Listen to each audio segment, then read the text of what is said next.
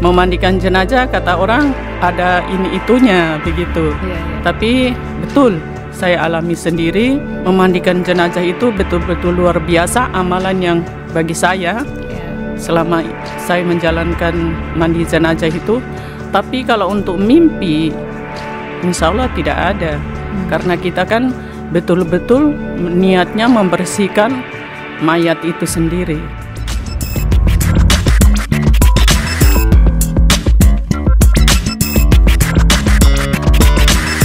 Hai pemirsa, kembali lagi kita di sini dan saya ada Oki penonton menghadirkan tamu spesial. Ini yang boleh dikatakan apa ya? Tidak semua yang interest atau tertarik menjadi profesi seperti ini. Ya, apa suka duka pengalaman yang akan diceritakan kepada kita semua, kita kenalan dulu. Sebagai seorang pemandi jenazah, ada Ibu Siti Hajar MA. Ya. Assalamualaikum warahmatullahi wabarakatuh. Waalaikumsalam warahmatullahi wabarakatuh. Sehat Bu kabarnya? Alhamdulillah sehat. Sehat ya. Ya. Iya. Ini menarik nih, kita bahas tentang bagaimana suka dukanya, bagaimana cerita terkait dengan kisahnya sebagai pemandi jenazah di Kabupaten Biak Numfor. Ini kalau berbicara jenazah khususnya sudah pasti kita yang ada di Muslim dan ibu-ibu ya, kaum perempuan yang ada. Nah ini yang kita akan obrolkan, apakah memang ini sudah dari kecil atau melihat atau mungkin mengikuti ada jejak dari keluarga atau seperti apa. Nah Bu Hajar, ini ternyata Bu Hajar juga nih guru loh. Sebelum kita ngobrol tentang ini, bagaimana perjalanannya sampai ke sebagai pemandi jenazah, ternyata tugas seorang guru. Dulu guru TK. Guru TK, kemudian sekarang profesinya bukan guru lagi, tapi staf yang ada di SMP Negeri 5 Biakot. Nah, kita balik lagi nih tentang bagaimana sampai menjadi seorang pemandi jenazah. Ini ceritanya seperti apa ini Bu Hajar? Awalnya itu saya memulai memandikan jenazah, yaitu pertamanya niat dalam hati saya, karena di Kabupaten Biak Numfor langka untuk perempuan yang memandikan jenazah, cuma satu orang saja dalam satu kabupaten. Saya berniat dan bermunajah, ya Allah, kalau memang saya ini betul-betul bisa memandikan jenazah, izinkan saya untuk memulai kapan gitu. Tapi alhamdulillah Allah mendengar, dan ada teman satu orang yang mendengar juga, yaitu atas nama Bu Syahruni, Ketua Majelis Taklim Taman Firdaus. Beliau selalu saya curhat ke beliau, bilang mudah-mudahan saya bisa menjalankan, karena setiap kali ada orang meninggal kita harus cari. Kesulitan di situ, harus mencari di mana ya nomor teleponnya orang yang memandikan jenazah, sedangkan di Sumberker itu jauh, kita mau cari di kota. Tapi karena ada teman yang punya nomor HP, ya kita hubungi. Tapi ada tetangga yang meninggal, lari ke rumah, memanggil, ibu bisa memandikan jenazah. Ini ada keluarga kita yang meninggal. Saya bilang kalau masih bisa panggil yang lain tidak apa-apa, saya bilang gitu. Yang sudah biasa, saya bilang gitu, tapi nanti saya membantu saja. Insya Allah, saya bilang gitu, siap Ibu, Bu Siti Hajar siap, insya Allah saya siap, saya bilang gitu, kalau untuk membantu saya siap. Ya dulu anak masih kecil-kecil, belum berani, namanya memandikan jenazah, kata orang ada ini itunya begitu. Tapi betul, saya alami sendiri, memandikan jenazah itu betul-betul luar biasa amalan yang bagi saya selama saya menjalankan mandi jenazah itu. Tapi kalau untuk mimpi, insya Allah tidak ada, karena kita kan betul-betul niatnya membersihkan mayat itu sendiri. Itu berarti malah kalau berterima kasih. Berarti itu udah mulai dari kapan nih? Sekitar 2016 ya. Sudah mulai. sudah mulai Iya. berkecimpung di sini. Berkecimpung di memandikan untuk memandikan jenazah. Iya. Baik, jadi dari mulai memang sudah ada nawaitu atau niatan ya Bu Hajar ya? Saya berniat memang. Saya niat, insya Allah saya berniat dalam hati ingin terjun langsung memandikan jenazah. Sudah dalam hati saya sudah niatkan begitu. Tapi alhamdulillah Allah mungkin dengar karena tidak ada juga orang di Biak yang mau turun terjun langsung begitu. Alhamdulillah juga ada dukungan dari teman-teman juga itu. Ya, Bu Hajar ini kan bukan langsung kita saya sudah berniat, tetapi kan butuh juga ada pelatihan ya. Harus kita memahami apa sih yang harus aturan-aturan atau syarat dan lain-lain. Kalau niat itu kan niat dalam hatinya kita sudah bisakah kita, kuatkah kita untuk menerima atau menjalankan memandikan mayat ini karena mayat ini kan sudah mati begitu. Maksudnya sudah tidak bernyawa lagi. Tapi awalnya itu kan kita memandikan itu bukan niat saja, tapi ada lafaz-lafaz tertentu yang harus kita baca bacaannya, niatnya untuk memandikan jenazah itu, untuk membersihkan jenazah itu ada niatnya. Dan selama ini saya sudah mempraktekkan atau memberikan materi kepada majelis taklim, ibu-ibu majelis taklim di Kabupaten Biak Numfor. Alhamdulillah pernah saya memberikan materi di Majelis Taklim Al-Ikhlas Samofa. Samofa ya. Ya, alhamdulillah langsung ibu guru satu langsung terjun. Mempraktekkan sampai sekarang. Ya, mandikan jenazah mereka antusias sekali. Ya, alhamdulillah kemarin ada yang meninggal, saya dipanggil untuk memandikan jenazah dan ibu-ibu majelis taklim yang sudah praktek langsung turun tangan langsung begitu. Langsung bantu begitu. Iya. Bu Hajar ini kan kalau kayak tadi ya udah niat kemudian kita mempraktekkan itu. Dari ada kesulitan nggak waktu awal-awal ya? Kita bicara di awal misalnya kan itu memandikan jenazah ya. Kesulitan itu pasti ada grogi.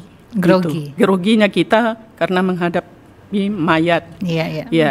Ada grogi. Saya sendiri saya tidak bilang saya ini kok berani. Memang kita berani, tapi di saat kita berani itu ada dak-dikduk kita punya jantung begitu. Karena kita kan bukan siram saja. Memandikan mayat itu bukan siram saja, tapi untuk membersihkan dari ujung rambutnya sampai ke ujung kakinya begitu. Kalau bagi saya tidak semata-mata memandikan menyirami saja, tidak.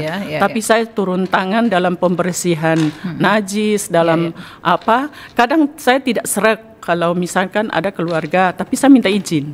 Bisa tidak saya yang lakukan ini untuk membersihkan langsung supaya saya tenang, senang begitu. Ya alhamdulillah keluarga kasih izin begitu. Berkenan ya. Alhamdulillah. Ya selama ini alhamdulillah berjalan dengan baik. Lancar ya. Lancar. Ini kan awal tadi Bu Hajar sudah sempat ceritakan ya kalau ada yang kayak jelas terkait mimpi. Nah ini kan memandikan jenazah. Nah ini kan kalau udah orang mengetahui terkait ini atau ingin penasaran atau ada yang malah kait-kaitkan dengan yang namanya mistis. Ini kalau menurut Bu Hajar gimana tuh? Kalau saya selama ini enggak pernah, alhamdulillah enggak pernah mimpi apa. Orang baik mungkin selalu ada kayak wajahnya tersenyum begitu. Mungkin dia senang bagaimana kita memperlakukan beliau sebagai jenazah. Maksudnya tidak mengkasari, tidak geser sana sini. Kita memandikan betul-betul kita elus baik-baik begitu, di sabun, dikasih bersih dari ujung rambut sampai ke ujung kaki. Kita begitu kasih isyarat ke teman, dikasih isyarat pakai tangan supaya untuk membersihkan ini, membersihkan itu pakai sabun begitu. Selama ini ya begitu cara saya. Iya. Gitu. Jadi tapi memang alhamdulillah, tidak ada yang ini ya. Iya, tidak ada. Kalau untuk mimpi apa semua, alhamdulillah enggak pernah. Atau hal-hal mistis yang alami enggak, gitu ya. Tidak pernah, Bu. Iya. Bu Hajar, ini kan apa namanya, kan ada juga ya, maaf ya, ada yang dalam artian kan kita meninggal yang mungkin ada sakit atau juga dalam kondisi tertentu sehingga apakah ada pernah mengalami yang atau pernah memandikan jenazah yang dalam artian kondisi mayat atau jenazah itu yang kurang lengkap atau kurang baik gitu? Iya, gimana? ada, Bu. Pernah memandikan jenazah itu, cuman ya itu kembali lagi dari diri kita, begitu. Ada teman yang ngomong begini, aduh Bu, begini, saya langsung kasih tangan begini. Ya itu yang juga harus mungkin harus diketahui ya, karena itu tidak boleh. Misalkan saya kasih contoh saja seperti orang gula. Penyakit gula itu kan tidak bisa ditutupin karena ada lukanya. Betul, nah, kita tetap pakai sarung tangan, tapi ya itu jaga juga kita karena luka. Betul. Gula itu kan kalau kena kita punya luka juga kan sensitif begitu. Makanya kita cari jalan keluarnya, cari jalan yang terbaik bagaimana caranya supaya kita tidak kena begitu. Selama ini sudah beberapa kali sih yang saya kasih mandi ada, tapi di saat tempat yang luka itu saya betul-betul kasih rapi lagi begitu. Memang kita harus dirapikan lagi dirapikan lagi. Itu. Jadi memang kalau konteksnya itu jenazah dan mungkin dia sakit dengan kayak tadi ada penyakit bawaan, tapi kalau dalam artian yang pernah kedapatan jenazah yang misalnya maaf kayak tidak lengkap atau apa belum tidak pernah ada. Misalnya tidak lengkap yang misalnya tidak lengkap atau ada, Bu, kemarin, ada juga ya. Iya, ada. Kemarin yang gimana ya kita mau uraikan tapi itu pernah ada gitu. Ada juga ya. Ada. Nah, itu mau tidak mau kita tetap harus mandikan seperti tetap biasa. Kita mandikan seperti biasa. Tapi ada seseorang yang bilang katanya kalau memandikan jenazah yang kurang utuh begitu, ditayamumkan saja. Tapi kalau bagi saya, sepengetahuan saya, kalau kita mau tayamum karena kita tidak tahu tempat ininya di mana, kita serahkan kepada Allah, lillahi ta'ala. Allah yang mengatur semua. Yang penting niat kita untuk kebaikan dia begitu. Baik. Bu Hajar, dengan proses yang sudah dijalani selama ini juga, nah ini kan butuh pengertian dan dukungan nih. Misalnya dari anak-anak sendiri Jadi gimana mereka awalnya kan mungkin kata Bu Hajar dulu masih kecil-kecil ya. Nah, sekarang udah besar mungkin udah agak paham. Tapi waktu kecil mereka atau melihat atau waduh ini mama saya, ibu saya nih ngapain atau gimana gitu. Iya. Waktu COVID saja. Waktu COVID itu anak-anak rasa takut, Bu. Karena memandikan jenazah waktu COVID itu lain dengan memandikan jenazah biasanya. Karena saya memandikan jenazah COVID itu di rumah sakit umum. Di dalam ruangan baru ruangan khusus baru kita harus pakai lengkap APD semua, tidak ada yang ini. Jadi kalau pulang ke rumah anak saya sudah siapkan air panas untuk saya mandi pulang, baru mereka sudah tahu kalau mama kasih mandi mayat di mana, dia tanya begitu. Ini saat ini mama kasih mandi mayat di rumah sakit. Nah, oh iya berarti kita siapkan air panas untuk mama mandi pulang. Jadi saya dibukakan pintu di samping saja, tidak boleh masuk langsung ke dalam rumah. Dibersihkan dulu semuanya. Saya masuk lewat samping, langsung masuk kamar mandi begitu. Tidak ini nanti kalau sudah bersih baru saya masuk ke dalam begitu. Anak-anak sudah mengerti. Itu pada saat itu ya yang kita alami itu pada saat COVID itu. Pada saat COVID itu. Jadi itu anak-anak memang sudah paham ya karena sudah beranjak sudah ini paham. usia waktu mungkin masih kecil-kecil yang belum. Kalau dulu masih kecil-kecil ada bapaknya bilang jangan dulu, anak-anak masih kecil katanya. Jadi saya cuman bantu-bantu saja dulu gitu. Belum terjun langsung bantu saja sama Oma Manado itu. Kan kalau memandikan jenazah tadi berarti harus ada berapa sih sebenarnya untuk mungkin biar pada tahu juga harus ada berapa orang yang untuk memandikan jenazah? Kalau yang memandikan 1 orang, tapi kalau untuk yang pangku minimal 3 orang. Minimal 3 Iya. orang. Kalau memandikan itu harus butuh tenaga 2 atau 3 orang karena yang bantu untuk angkat air, menyiapkan yang air bantu itu. untuk campur sabun karena kita fokus ke pembersihan itu najis apa badannya yang lain begitu, Bu. Oke, jadi butuh 3 orang itu Iya, yang memang 3 untuk, orang untuk yang pangku, 3 orang untuk kalau tempatnya sempit kita 2 orang saja. Oke. Yang satu siapkan air untuk memberikan ke saya karena saya harus fokus dengan salah satu itu kasih bersih itu Jadi najis. itu idealnya seperti Iya. Iya. Dan sebenarnya kalau itu tergantung kondisi ini juga ya, Iya. Bu Hajar, apa kondisi jenazahnya ya. Kita nggak ada Tergantung waktu, dari kondisi ada jenazah. timing. Oh ya ini ada harus durasi atau nggak ada ya? Tidak. Kadang ya itu kesabaran kitanya yang betul-betul ini, Bu, harus sabar. Kalau yang lain kan biasa ya, ibu-ibu itu, ibu ini. Saya cuma kasih tunjuk begini saja, tidak banyak ngomong saya, Bu. Jadi saya sebegini saja. Jadi teman-teman sudah tahu karena sebelum saya memandikan jenazah saya briefing dulu, maksudnya sudah harus dijelaskan jelaskan dulu begini ya, ibu-ibu lagi mandi saat mandi nanti ada apa-apa yang kita lihat di sini, tolong dirahasiakan untuk sini karena kita juga akan seperti beliau ini yang meninggal ini begitu. Iya. Jadi saya sarankan begitu. Paham juga apa yang boleh dan tidak boleh dilakukan pada saat ini. Dan itu apa Bu Hajar kalau apa namanya dengan rekan-rekan ataupun yang harus bersama-sama itu mereka juga akhirnya dikasih itu mereka paham juga ya? Iya, mereka paham, Bu. Karena sebelumnya kan saya kasih tahu dulu. Kan kita sebelum kasih mandi kan kita potong kain dulu. Betul, ya kita potong kain dulu, kain kafannya. Kalau kain kafan kalau untuk orang yang badannya gemuk atau besar kita beli kain yang agak lebar 1,5 meter.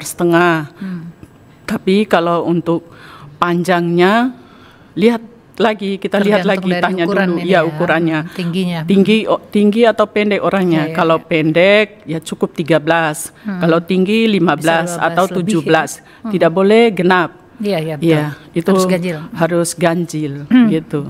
Jadi memotong kain itu ada ujian dan cobaan di situ ada, Bu. Kadang malah hitung-hitung kayaknya udah pas, ternyata malah hitung-hitung sudah pas begini. Pas dihitung lagi, ini belum potong ininya, potong ininya. Itu yang saya bilang pernah saya cerita ke teman itu tergantung dari kehidupan manusia itu sendiri. Apa yang dilakukan selama hidupnya, yaitu ketahuan pada saat kita memandikan, pada saat tidak dikasih lihat langsung lah itulah untuk pelajaran buat kita yang hidup. Ini sudah yang kita harus berhati-hati. Mungkin sedikit tambahan saya, kalau sebagai manusia ya sedikit ringan tangan lah begitu, membantu teman, membantu tetangga begitu. Dalam hal apapun iya. Bukan bicara tentang materi aja ya. Iya, betul. Membantu apa saja kan? Membantu apa saja itu meringankan beban kita. Panggilan-panggilan untuk memandikan jenazah ini kan juga memang tidak setiap hari ya, tidak setiap waktu. Tetapi waktu-waktu ini kan kita nggak tentukan. Maksudnya kita nggak tiba-tiba mungkin malam, Allah ya. Itu gimana tuh manage itu atau mengatur itu? Tetap saya jalanin, Bu. Biarpun orang panggil jam 2 malam, tetap standby. Kalau ada yang telepon, bisakah Ibu mandikan malam ini juga? Bisa, insya Allah. Tapi dijemput apa ini? Insya Allah saya turun sendiri. Bu Hajar dalam menjalankan sebagai profesi pemandi jenazah, kisahnya itu kan menurut Ibu kan alhamdulillah semua ini ya kan sudah nawa itu. Tetapi ada nggak sih yang akhirnya juga terbawa ke suasana, terbawa perasaan? Ada, Bu. Banyak ya. Iya, semua yang meninggal itu kan tidak sama ininya. Ada yang memprihatinkan, ada yang senang-senang begitu. Saya kadang tiba-tiba netes air mata begitu. Mungkin ada sesuatu yang tidak bisa kita ini, tapi perasaan kita yang terasa sampai merasa kasihan, Bu, merasa kasihan begitu. Apa ya, saya bilang mudah-mudahan saya jangan begini. Itu dalam hati kita dalam hati kita begitu. Kenapa, Bu? menangis. Kadang ditanya sama teman, gitu sudah. Saya bilangnya sulit begitu, untuk diungkapkan. Sulit, ya sulit. Harapan apa sih Bu di dalam perjalanan menjadi seorang pemandi jenazah yang ada terbesit atau keinginan lain dari Ibu? Kalau saya untuk keinginan yang lain tidak ada, cuman saya ingin cari amal, itu aja, cari amal saja. Kalau belum